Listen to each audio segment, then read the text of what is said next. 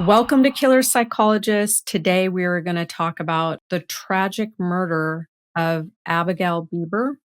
And who better to talk about Abby than her father, Bruce Bieber, who's with us today.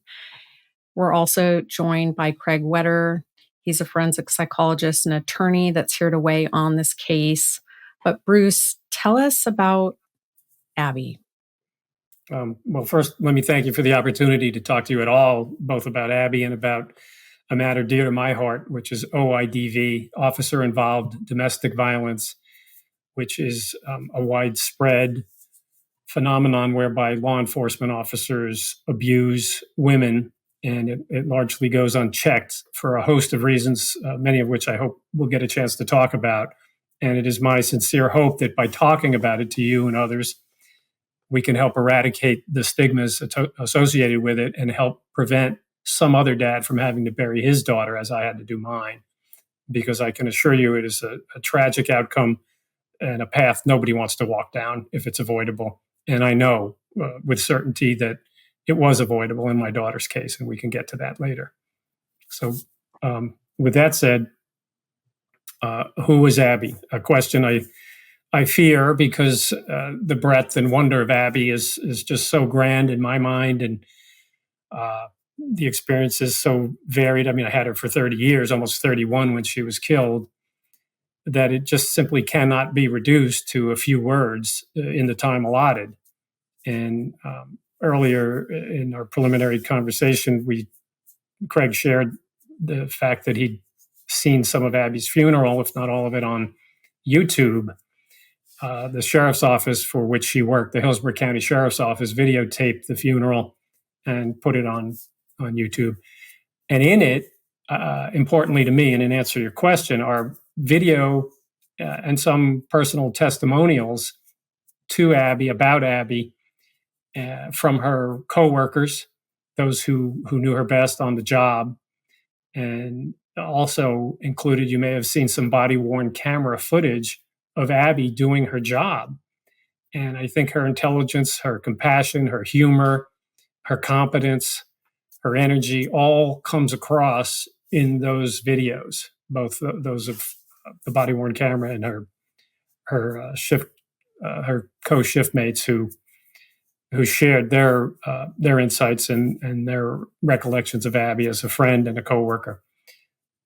She was everything: a scholar athlete, beautiful, talented, could hold forth on Fellini movies and, all sorts of esoterica, and, an intelligent, charming, wonderful friend, loyal friend. And no father could ask for a daughter who was half as good as Abby was. And I'm grateful we had her as long as we did. And of course, horrified and shocked that something as tragic as this could just take her away from all of us. And yet here we are. So that's who Abby was. And I will add, though, she was a dog lover. And if you hear barking, it's because we have the care and custody of her beloved Louie, a 100-pound German Shepherd dumbass. So, well, I have two German Shepherds that could be joining in the barking. So then you know both the joys and the sorrows and horrors. Oh yes, that are German Shepherds. Absolutely. Thank you, Bruce. Tell me how Abby met Detective Daniel Layden. They met on a call at work. I don't remember the call. I don't remember when. I do. I mean, that's the short answer. Is on a call, and I do know that the relationship only lasted 7 or 8 months, and I know you're not asking to describe the relationship, but I will tell you anyway that it was checkered and troubled, but not by what you would think.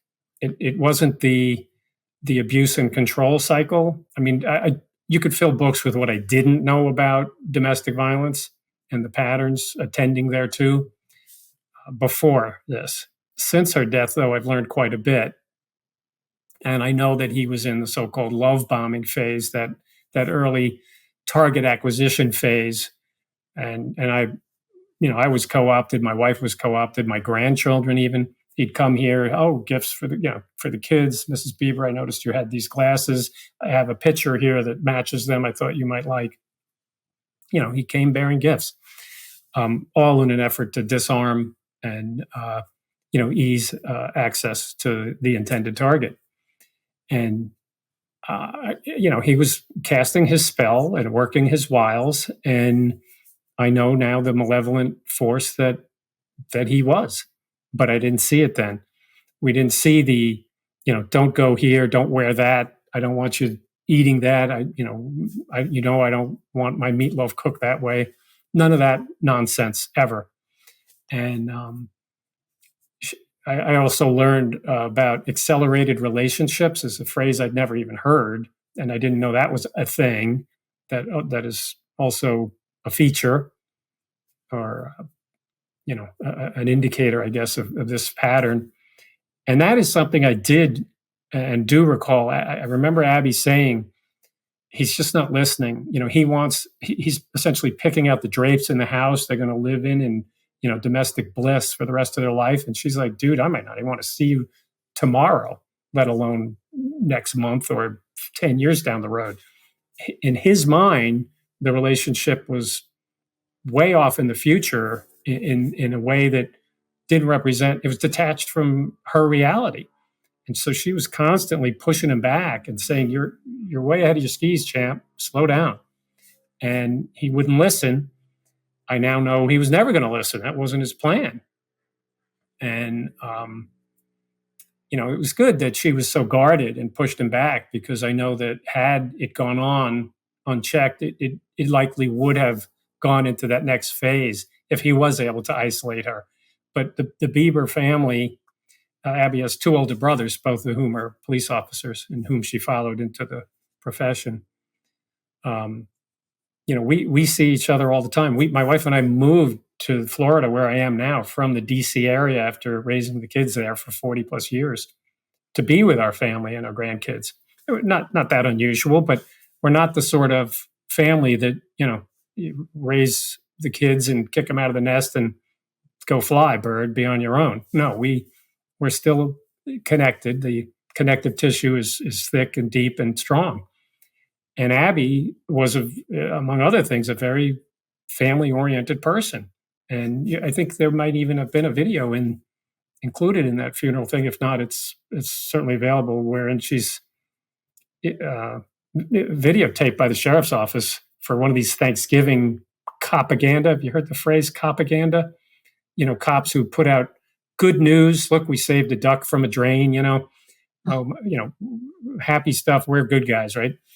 They have a propaganda promotional video of her saying, "What are you thankful for this Thanksgiving?" And it's cute, it's touching. And she's in her patrol car, and she says, "My family, first and foremost, without whom I'd be nothing, and they're everything to me." And we were still up in the DC area when that was recorded, a couple of years before she was killed.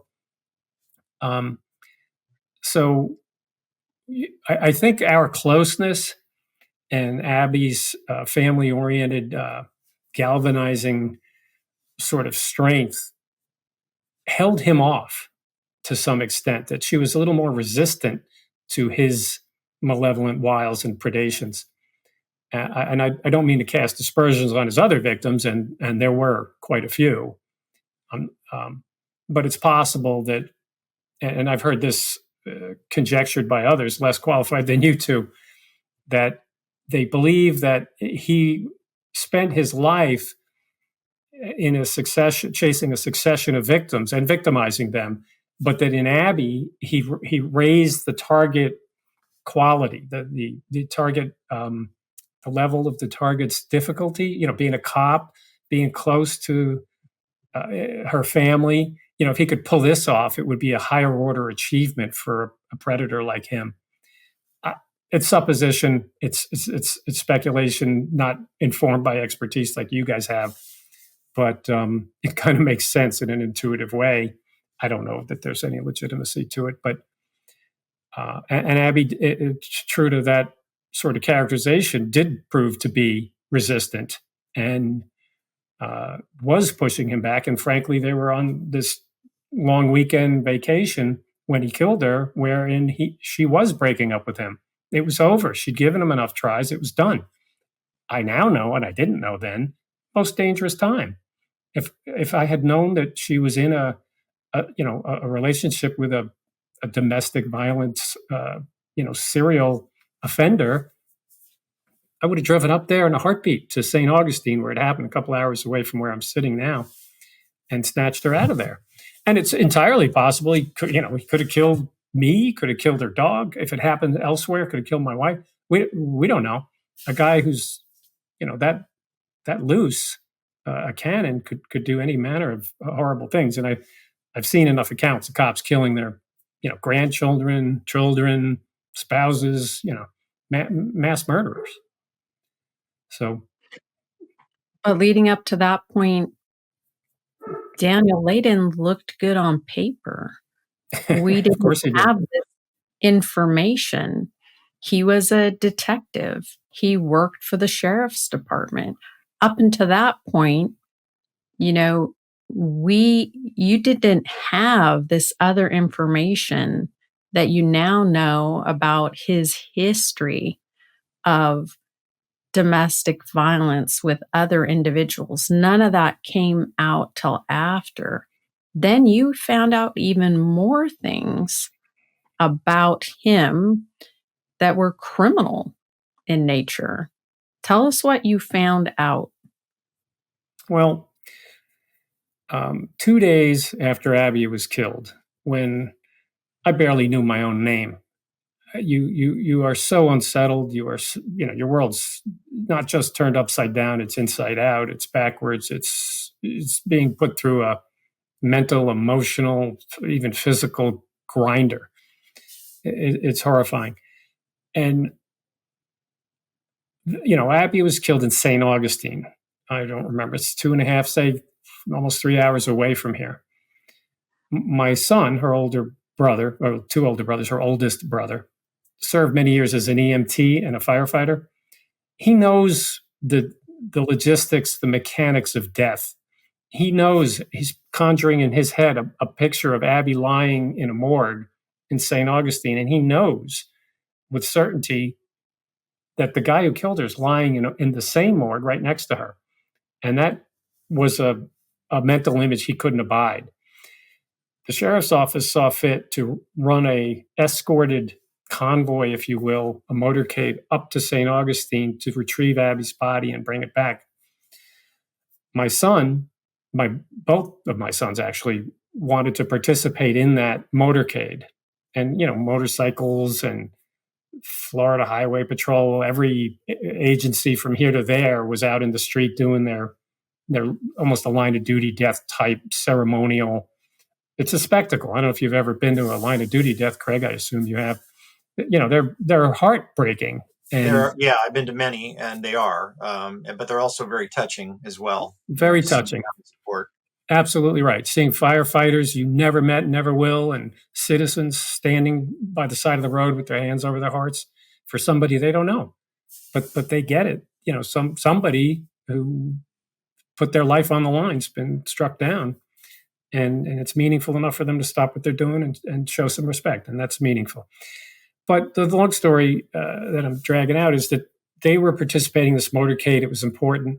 We knew Abby was going to come back. And my wife and I saw fit to see off that motorcade early in the morning. So we went to the site at 5:30 in the morning or something like that. And right after it departed, a guy I never had met, a Hillsborough County Sheriff's Office deputy, approached me and basically told me that he'd run a call 6 years earlier, in which Dan Leyden, the detective you spoke of who murdered my daughter, was involved as the offender in a DV case that I had no knowledge of. And if I told you I was inside out and upside down and put through a grinder, it was as if instantly, with the most profound lucidity and clarity, the blender reversed, the grinder rather, whatever it was, and spat everything out that it just had chewed up and put it back together again but this time with the knowledge that this didn't have to happen. I immediately concluded, what?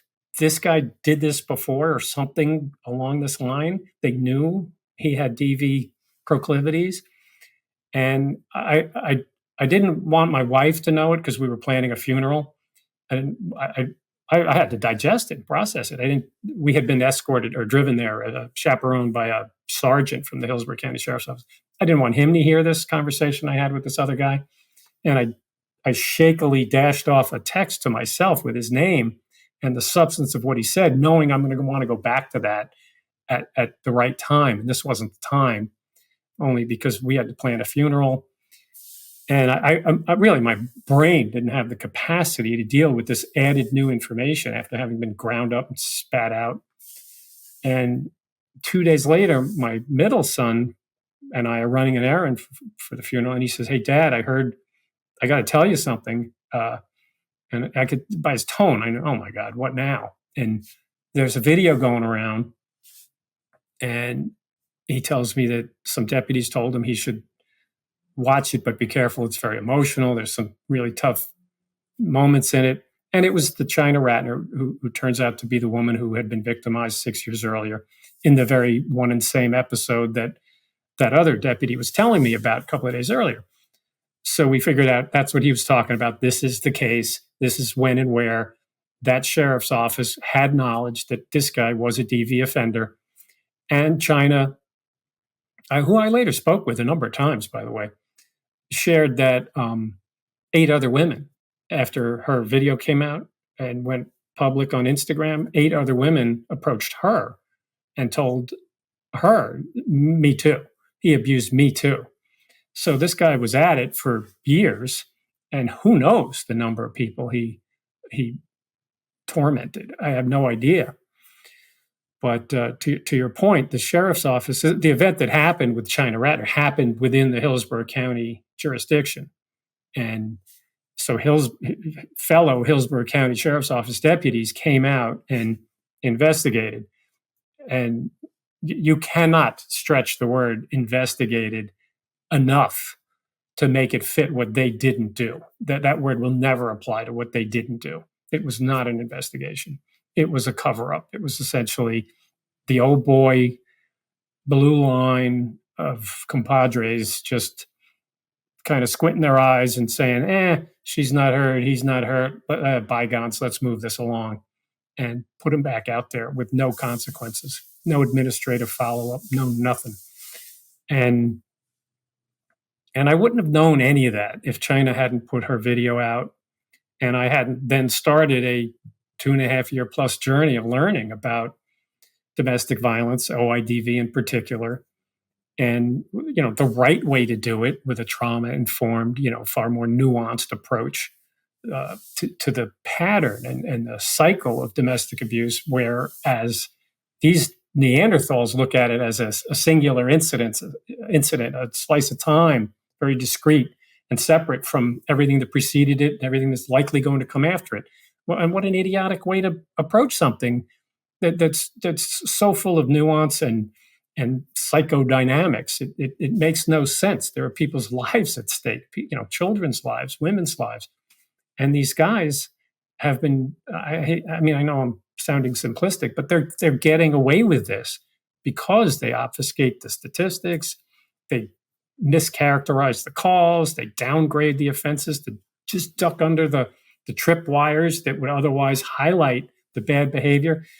They let foxes guard hen houses. Why is the Hillsborough County Sheriff's Office investigating their own guys' alleged domestic violent abuse and crime? It should be farmed out like OIS's, officer involved shootings, to a neighboring agency. That's very common, and I'm sure Craig could speak to that. But yeah, I wanted to comment on that. Absolutely, to your point about the conflict of interest of having your own agency investigate an incident or a crime like this. Generally, the accepted practice, in most law enforcement agencies, and again, there's variation, but the generally accepted practice is that when you have an incident like this happen, it is best to have an outside agency conduct that, at least that criminal investigation piece. Once that criminal investigation piece is completed, generally, then the agency for which that officer who's alleged to have committed the crime, in this case Daniel Leyden, there would be an administrative investigation opened, which would be an internal affairs investigation, and that is a separate investigation, and those are separate. Right. And generally, it's better to have, again, an outside agency do that, because there's an inference of bias, obviously, and when you have an inside that same agency, and even with an outside agency, there can still be an inference of bias, just because it is a law enforcement family, and so we can certainly speak to the issue of the sort of brotherhood and keeping things like this sort of suppressed or under wraps, so that it doesn't appear that there's a problem, right, in the organization. Absolutely. It's like having your own family investigate your own family dysfunction. Not going to work. They're going to sweep it under the rug, and people are going to continue to get hurt. And I personally said that to the sheriff, not some subordinate. Although I said it to subordinates too. He's very proud of the fact that they're such a big agency, and they are a big agency. They have close to a $500 million budget. They have thousands of sworn, if you count patrol deputies and detention deputies. And Dana, you earlier cited some statistics about the incidence of domestic violence among the civilian population in general. And if you extrapolate that, or just apply that lower rate, forgetting that it's likely enhanced and higher amongst law enforcement, regardless of what that higher number might be, it's just the case that apply that math, that it's happening. And in numbers significant enough that they, I think, are almost criminally complicit in not acknowledging it and doing something about it. I tell them, clearly what you are doing isn't working. And we asked over and over, what are you going to do differently if it happens again tomorrow? And they say, oh, it wouldn't happen. It's not going to happen. Well, why the hell not? Of course it's going to happen again. And it just happened in Orange County last month. In Orange County Sheriff's Office in Florida, outside Orlando, a woman named Ellie Shea just got killed by her husband, soon-to-be ex-husband, who had quit, I think, the day or days before he was going to get fired by the same agency. And now she's dead. And he tried to make it look like a suicide that quickly got unraveled, and it was a homicide. He did not commit suicide, but that's neither here nor there. I mean, it is going to happen at the Hillsborough County Sheriff's Office again. They had a ridiculous number, 3 or 4 murder-suicides in it's like an 18-month, 2-year period before Abby. I was on the phone with her when one of them was threatening to kill himself. And I remember her telling me, I got to go, Dad. There's a deputy who's threatening to kill himself. And, what is going on over there,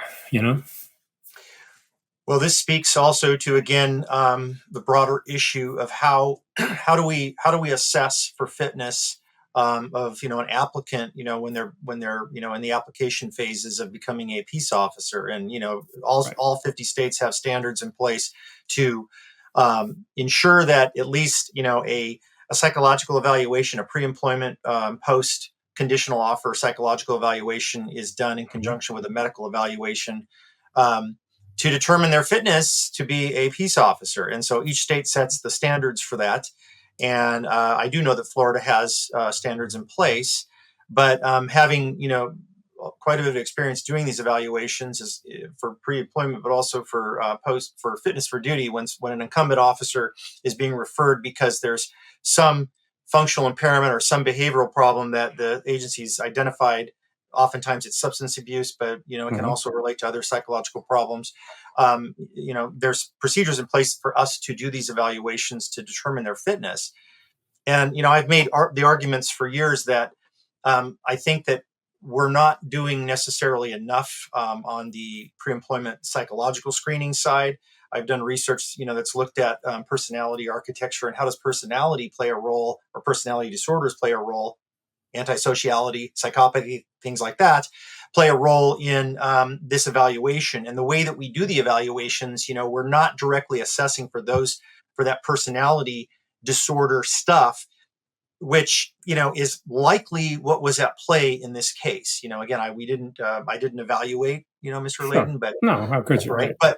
But again, we can certainly do this psychological autopsy where we look at behaviors, we look at these factors and things that raise alarm bells in in my mind, that okay, there's some personality stuff likely going on here that is driving this. How did that not get caught in the pre-employment psychological screening? And my answer to that is that, well, it may not have gotten caught because the psychologists are not necessarily directly looking at that. They're not looking at these personality disorder variables in the way that we probably should. And that's, I don't want to get into all the testing that we do, but we give tests that are looking mostly at psychopathology that is clinically relevant. Meaning, do they, we want to make sure they don't suffer from a formal thought disorder, that they don't have bipolarity that is job impairing. They don't have some type of a clinical syndrome that could impair their ability, right? But what about personality disorder? So that's less emphasized in the pre-employment, and I think it speaks to what what you're speaking about. Like, how are these employees? I say guys because most of these cases involve male perpetrators, right? I mean, there Yes. are rare exceptions where there is a female perpetrator in a law enforcement setting that does these things, but it's generally mostly men that do this. But how are they getting through? Like, how are they getting through the process in the first place?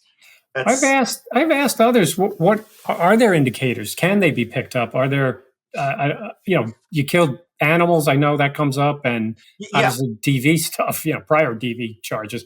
But other than that, what is that? So yeah, and that's a really good question, because that's the thing that I I did a lot of evaluations just this past summer for the Department of Corrections in California is one of the largest correctional systems in the United States. So they've just got hundreds and hundreds of applicants coming through, and they have to be screened as well, right? Because they're peace officers. And I looked at a lot of this. I see a lot of the testing tells me one thing, but one of the things the testing isn't necessarily going to pick up is a really, really good psychopath who is highly manipulative, is intelligent enough to know what not to endorse or what to say. So it becomes a little more challenging to identify if somebody is truly a psychopath, to identify them in that stage of the assessment, because assuming they haven't been caught, because there are what we call successful psychopaths who they get through life without getting involved in the criminal justice system as offenders, right? So that would be obviously that gets picked up in the background. So he's marching through the whole process through college. Maybe he's never been formally arrested, so that's not picked up. So there's and then the psychologist is just they're looking at test results, and then they do a clinical interview, and they're looking at the background information too. So when I do a pre-employment, I do get the background summary. So a background investigator they're supposed to do a thorough background investigation of these candidates, but I can tell you that there's variability in terms of the thoroughness of those backgrounds, depending on the agency, right? I am shocked. And that's big, because, that's where we're going to pick up behavioral indicators, things of that, for example, if he's reported to have abused 8 additional women, right? In past relationships. How was that missed, in the background investigation? Well, I think that happened subsequent to his hiring. Oh, subsequent. Okay. Well, was in the 1-6. So he had been a deputy then for a number of years. About 8 years or so. Right. Okay. So I think and by the way, he met China Ratner, the woman who he abused earlier. Yeah. On a call. Yeah. She was involved in a car accident, and her dog was killed. Yeah, I saw that. Yeah. Which, if I tell that to, and you may look at that askance as well, because other cops go like, "Oh no, that's a big, big no-no. You're taught in the academy, don't ever date women you meet at a crime scene or a car crash or whatever on a call. That's a no-no." Now, does it happen? No doubt. I mean, people are people. Yeah. Right. Well, and he got her in a vulnerable moment. She survived a car crash. China's dog died. He was there for her when no one else was. He's sending her flowers. And Yep. He stayed with her overnight. Yeah, stayed with her. it all started out good, but he took advantage of someone in a vulnerable position to insert himself in her life where maybe she normally and it wouldn't have invited him in. He Yeah. he responded to a call, they met, and then he never left, right? He took advantage of this opportunity.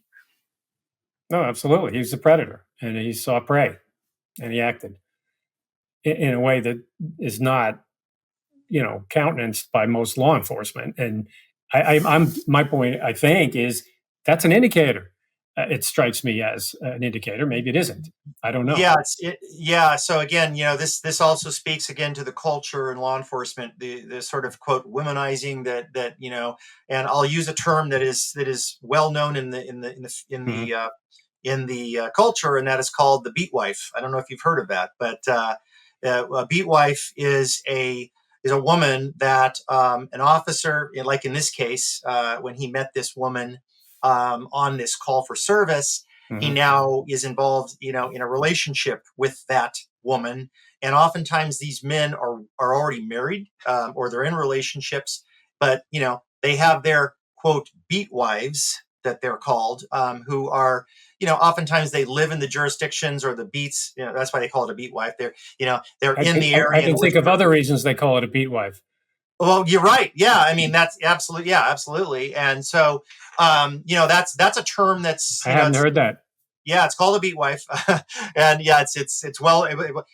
I should say historically, it's been a term Yeah. that and that speaks to the culture, and that's why I brought that up, which is these a lot of the law enforcement agencies, in sort of leadership and management, they kind of know that goes on, and that this is not considered professional conduct when you're involved in, particularly if you're meeting a victim that's a victim of a crime, and then now you're exploiting that in a way because you're in this position of Oh yeah. power, right? And you're married, but yet now you're having these side relationships in the scope of your employment, like you're at work, but you're going over and you're visiting your beat wife, while you're on Mm, duty. And that was a common thing. It was a common thing in the agencies, or in the agency that I worked with, the larger agency I worked with. People yeah. would joke about that all the time, about officers, and this was male officers generally. We didn't Yeah. hear female, not No, always. I sure. mean, there's exceptions, right? I remember one case where we did have a female police officer who was having a relationship on duty with a male firefighter who was, at a fire station. But the general consensus around that was it was mostly male officers that would do this, and so With a civilian outside the agency. It's not even yeah, as if correct. it's It was a it fellow was a cop, different a agent, female cop. Yeah. not a cop. It was a female officer that, yeah, she Officer. she Yeah. she had Awesome. a relationship that was an on duty thing, and that got investigated, by the way, because it got discovered, and then again, there's going to be variation in terms of how the agencies handle this kind of stuff. So again, what you're describing in this agency is potentially it's one of these agencies where it's kind of a good old boy network, Oh, perhaps, very, and very they beyond that, very beyond that. But huge patriarchy. Yeah, yeah. we started talking, Well, I was going to you know, share something please. along that line. Um, I went through a similar situation where I was a stalking victim, and I had police that were assigned to drive by my apartment, and like I had um, that were assigned to my case to protect me. There was more than one officer during that time that asked me out and put me in a terrible position. I said no, but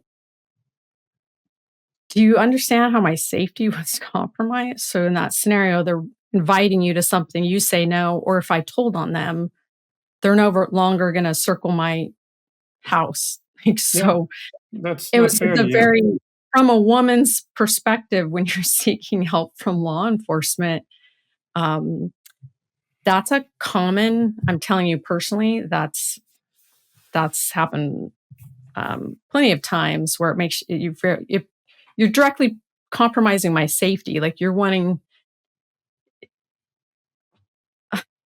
It's just it's a terrible No, scenario. it's awful, and that you know, China, China suffered at this guy's hands, and they got in an episode that spilled out into the public when he called. He's the one who first placed the call to the police, which is, I also know, somewhat consistent when one of these abusers who's a cop sees, that the jig is up. And by the way, I looked that up the other day, whether it was jig or gig, and it's sort of a fielder's choice, but jig is the preferred. So, and the older one. But when he sees and senses, and again, we're going to use he, that the jig is up, he'll get ahead of it to spin it. He'll call the cop. Now that lunatic wife of mine, she's drinking again. She's on the pills. She's crazy. Hey, Henry, I told you she was nuts, and she finally did it. She called, or she's going to call. So before you get the call, I want you to know what's really going on. So they spin everything and massage it because that's what they do. They manipulate and they abuse power and control. And of course, they have enhanced powers of control, being law enforcement. And so he called his own agency, and then she did her own call during this episode. And then it kind of popped the balloon, right? And a short time after, I forgot the interval, China relates that sometime after that episode, when the cops came, and didn't investigate, didn't do anything except cut it out, knock it off, you two. That's when he puts his gun to her head and threatens to blow her brains out and kill her dogs and then himself. But she doesn't report that, to your point, Dana. She knows he is a cop. Who's to report it to? Another cop? They didn't do anything the last time I called. Why would I do it? They would just make my life worse. So she's the victim, clearly, right? Now, the fact is, logically, if she had called, my daughter would be alive. Because if she had called another a fish and wildlife game officer and said, "Oh, by the way, my boyfriend put a gun to me," he would have said, "What?" Or she, and would have called it in, and that starts what hopefully would have resulted in a more professional and thorough investigation that would have resulted in his arrest and or separation at a minimum from the agency, and he wouldn't have been on this train track collision with my daughter, and she'd be alive. So the temptation for me to be angry with China is great because she failed to do that, to make that call. And there are many people in comments, and she's out, and she's a social media influencer, so she's in the public eye, and she's doing podcasts and talks about this. And you'll see comments, you're just doing it for clout, you're just trying to bump up your whatever. But she's a victim. And both things can be true. Yes, it's true. Had she done it, it's likely my daughter would be alive. But it's also true that she was the victim, of a horrible, horrible abuser who turned out to be a murderer too. And she is lucky, and she is right to say there, "But for the grace of God go I," which she does say in her video. It's a tricky situation. But when my wife and I had this conversation with the sheriff, Chad Chronister, you referred earlier, Dana, to other potential criminality that these people engaged in. And in her video, she relates a story about how he and others, she watched on a video surveillance camera, watched him with another Confederate break into her apartment to steal the content of other surveillance equipment. And we asked the sheriff personally, directly, don't you care that she's making allegations about this? I mean, Dan Leyden's dead. We get it. You can't do anything to him now. But you might have on your payroll a guy who perpetrated a felony of breaking and entering for this illicit purpose to steal something from a place he had no authority to be in, with another deputy of yours who turned out to be a murderer. So don't you care about that at all, at any level? And what does he do? He denigrates her. He diminishes and demeans her. He says, "She's a flake. She's a kook. She's a social media influencer," mockingly. She couldn't tell me who it was, if he even was a deputy. And we're like, be a cop, dude. Investigate, And my son, who is he's just immensely talented, and he's got a near photographic memory.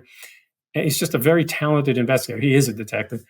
He sets out to do it on his own. I'll figure out who it is. And he pores over social media, whatever, and he figures out it's likely this guy. And we take that name And I don't know if he's still one of them getting a check. We hand it to the chief deputy, and they call me back a couple of days later, maybe a week, and they said they talked to the guy. He is still on their payroll, and he did go in her apartment. He actually cops to it, which I found astounding. I mean, at that point, he could have just shut his mouth. But and he won like officer or deputy of the year in that district that he patrols that year. And he should be in jail. He should have been fired. There should have been an IA on him. But none of that happens because So, they don't care. So I want to make sure I understand this. So they did not open a formal investigation on this other deputy that, again, allegedly went into China's apartment to try to get this video, which again is a burglary, right? Because Yes. And again, if you're removing property, and so we'll talk legalese here. Correct. That is a felony, right, in all jurisdictions. Yes. Right, and particularly if it's tampering with evidence potentially, and so no criminal investigation. It sounds like, and then no internal affairs, which again would be parallel. I did a public records request for all documents relating to the guy, and the answer is no. And furthermore, just to make your head hurt, not to do that to you. I'm getting very angry actually hearing that. When China Ratner put her Instagram video up, the sheriff's office did what sheriff's offices do and put out a PIO, a public information office statement to the effect that, hey, folks, hey, world, we're aware of these allegations that this woman made in this video, and we take these things very seriously. Of course you do. And we've opened an investigation, and if you or anyone you know has information, call this number, come forward. So I was in direct contact with China at the time, talking to her, and she said, investigation in my butt. A guy knocks on my door the next day. He says, almost nothing at all of any substance, and leaves without saying anything of substance, and left his card with her husband. That's about the extent of the investigation. And that was China's account of it. And I did a public record request for that investigation. I said, okay, smart guys, you say you did an investigation. Let me see it, right? It's been months now. And I get a report back, a response saying, we don't have an investigation. There is no investigation. And I call them up. What the hell are you talking about? There's no investigation. You said you opened one. We know this happened. Even if there's a negative finding, even if there's, we talked to thus and such and we found nothing further to talk about or investigate further, and we closed the case. There wasn't even that. No deliverable, no written work product, no reduction into some kind of form of investigation summary, anything. So I asked the sheriff, can we please have a meeting with you knuckleheads and talk about this? And we sit in a room with the chief deputy, a guy who actually had been on the scene in 2016 as a corporal, just coincidentally, maybe not, and has now risen meteorically through the ranks, and he's now a colonel. And then quickly thereafter, he became the chief deputy, which is what he is now. Meteoric rise. And as far as I could tell, dumb as a box of rocks, but loyal, as the day is long. Oh, yeah. That's the... We could go into the whole who gets promoted in law enforcement agencies, and the Peter principle is operating very heavily. I have the Peter principle sitting on a table. Yeah. Trust me. Yeah. There's a lot of support for that. I mean, again, I don't have research evidence, but just my own experiential. The people that get promoted are often not the brightest. They're the ones that kiss the ass. Let's just put it that way. We agree, and do the dirty work. And they do the dirty work, correct? Right. And these guys, and now I have my two sons, my wife, and me. And remember now, my sons are cops too, so they know the basics of doing investigations. And we're sitting in a room with these people, and we have the IA guy, a captain at the time, who did the so-called IA that there's no report on. Did I cut off, or is? Yeah, I think you did. Oh my God! Now I'm the only one who didn't. Nope, Dana, you're still moving. But we hear you. Oh, you're moving again. We cut off for a second. Yeah, just for a second. So, Are you back? am I gone? Recording error.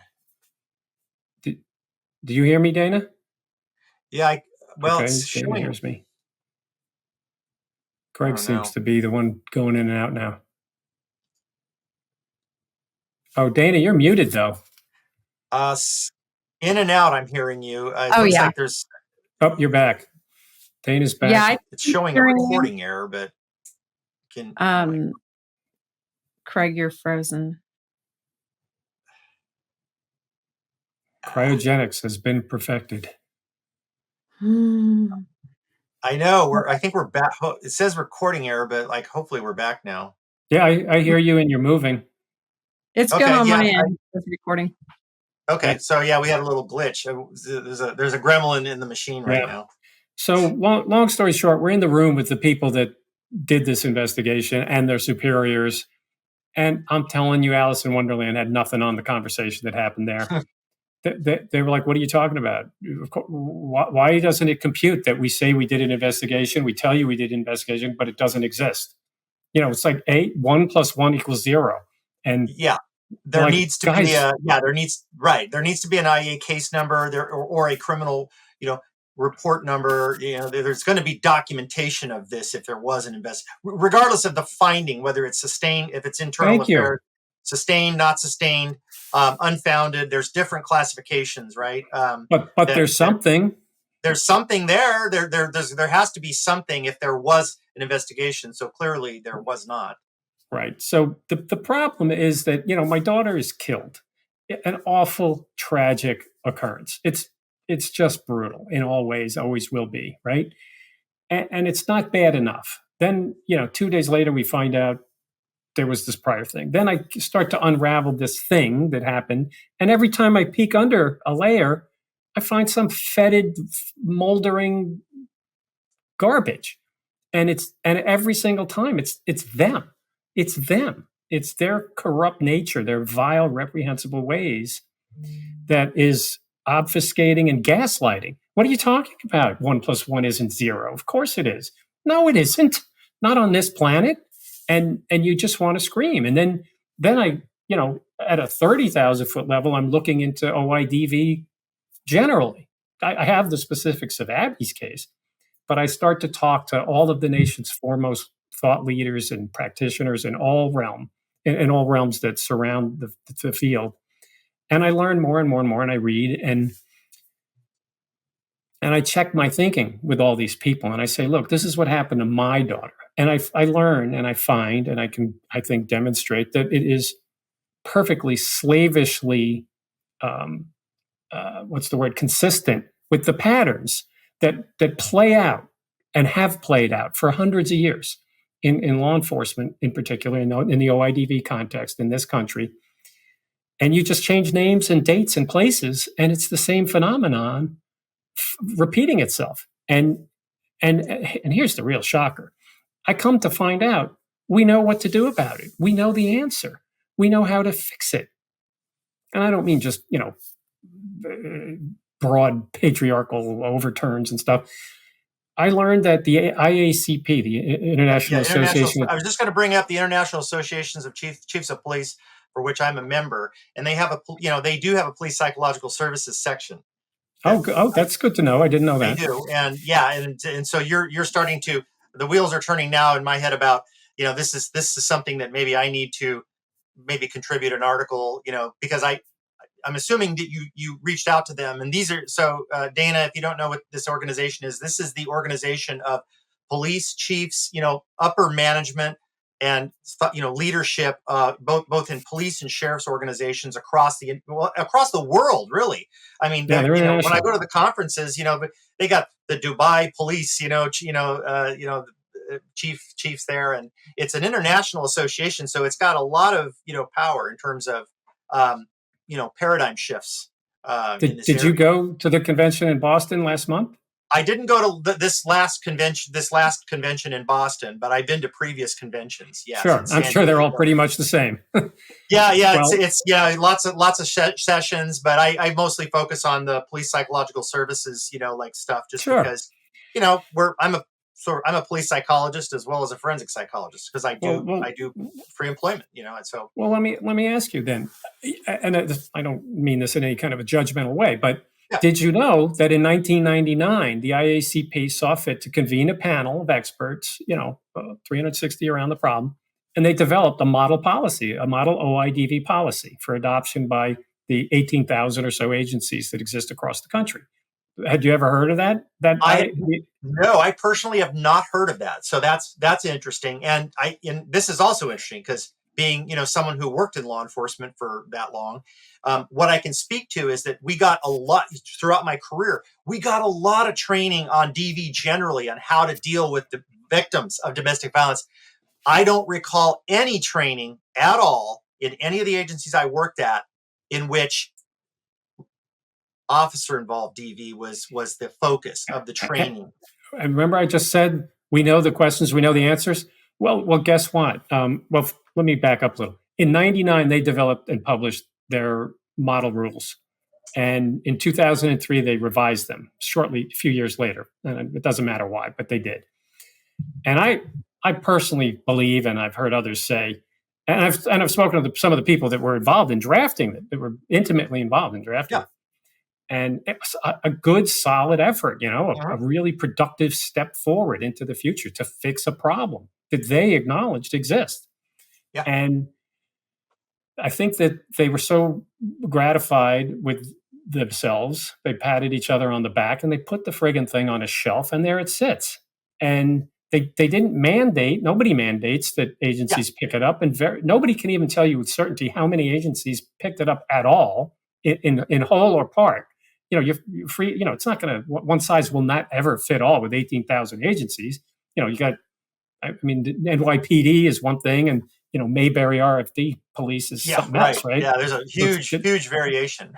Yeah. Of course, it's just sensible. Yeah. But the better news is that the IACP wasn't alone in developing model policies. Florida, the state in which I now am a resident, was a leader at a certain point in time, about, what are we looking at now, 10, 15 years ago or so? Maybe I'm off a few years. FSU, Florida State University, there's a delightful, wonderful, fascinating, terrific woman named Karen Ohme, Ohme, who has a JD but is primarily a researcher, an academic, and ran a clinic, a sociological clinic on family violence. It just changed its name, and I'm sorry, Karen, if you hear this, that I don't know the name of the new clinic's name. She chaired essentially a very parallel-like commission of law enforcement, psychological experts, therapists, counselors, attorneys, prosecutors, clinic operators, the whole panoply of people involved who have a touch on DV, OIDV in particular. And what did they do? They developed an OIDV model policy and a training toolkit that was actually implemented, financed by Verizon, the communications company, for a period of years. They put it in service and trained up a whole bunch of Florida law enforcement recruits. Subsequently did an academic test to test the efficacy of the program. Is this thing working? Is this thing worth doing? Yeah, looking at the outcomes. Yeah. Right. What are the outcomes? And now the sample wasn't huge, but it tested out positively. Yeah. And then the money dried up from Verizon. And what do you think happened to that one? On the shelf. It went away on the shelf and not, Right. And the training toolkit, you almost said it. Almost every cop who comes out of an academy is taught how to respond to a DV call because they're so prevalent, right? Yes. You'd be negligent if you didn't teach your recruits how to deal with a DV call. And how much more is it to ask that they say, even just a little module on it?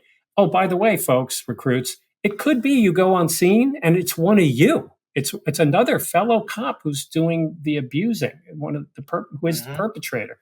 And if that happens, then do these other things, in addition to what you'd otherwise do. I don't think that's a heavy lift, a big ask.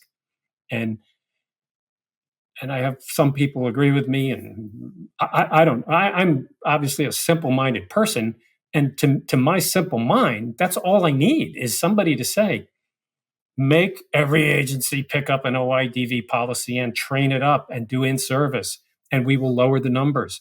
And by the way, maybe we do some data collection. Maybe Right. if we can compel that, and those protocols are going to say you can't have the fox investigating its own hen house. Correct.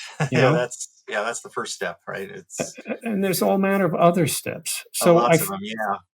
I feel like the answers are there. It's just the will to acknowledge you have a problem. And there was a time that we did. And I don't know why can't we get it back? And I want to, you want to make an omelet, you got to break eggs. I'm in the egg breaking business right now, and I'm trying to break some eggs. Well, I want to touch base back on Verizon funding this. That's based on telling Amy's story. I don't know if you guys have heard of that. I'm fascinated to hear what you say next, because I heard an account from Karen Omi of why Verizon funded this, and I think you're going to put some meat on those bones right now.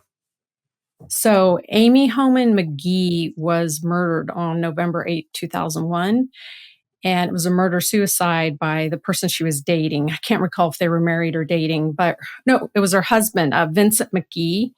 Okay. And so it happened, I don't know all the details offhand, but I believe it happened at work. And the signs were there, stalking her, calling repeatedly, all the things. Everyone knew, her coworkers knew.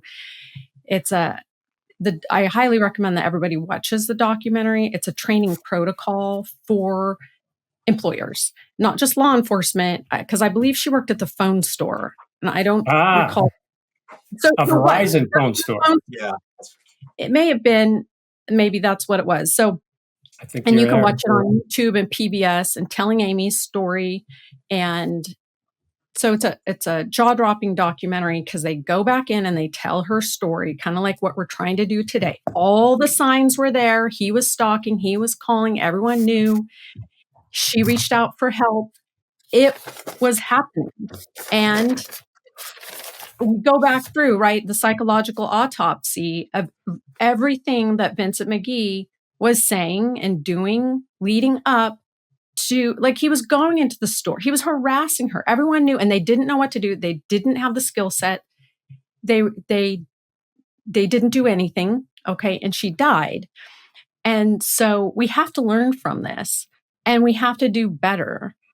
And we keep hearing these stories all the time. You have no idea what you just did for me, because for about 2.5 years now, I've come close to finding out what it was that prompted Verizon to do it. I even know the woman's name who spearheaded it for Verizon, but I can't get her. You'll get a kick out of this. I can't get her on the phone. I actually took telling Amy's story to one place I worked in. My God, I can't believe South you knew Sacramento. the answer. And I worked with the outpatient parole group, and there was somebody at the job where I worked who was in a DV situation. The writing was on the wall, and I did training for my coworkers to understand, if you see domestic violence, like, this is what it looks like, and this is why you should tell. And I quiz the people I work with who are professionals on different levels, being drug and alcohol counselors to therapists to social workers to doctors. And I asked questions, and people failed at describing what domestic violence was. And I made them all do it, and most of them failed. And then this one guy in my group, in my coworker, he failed so badly. And then he argued with me about what domestic violence was.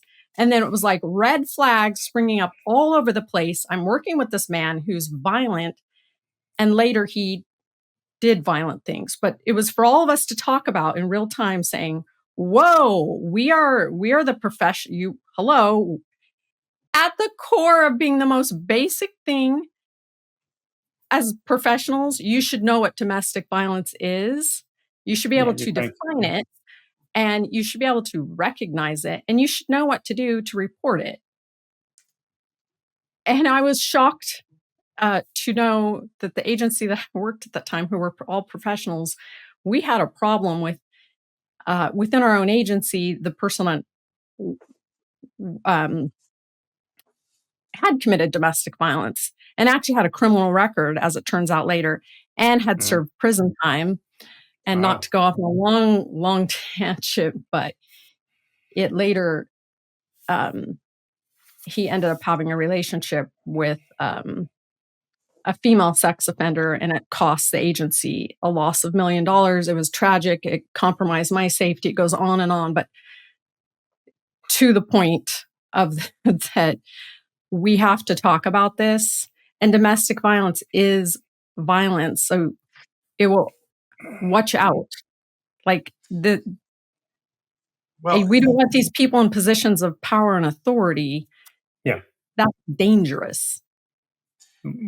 yeah, and this is why, again, as we talk more about like what do we do moving forward to prevent these things from happening in the future, or at least reduce the probability they're going to happen.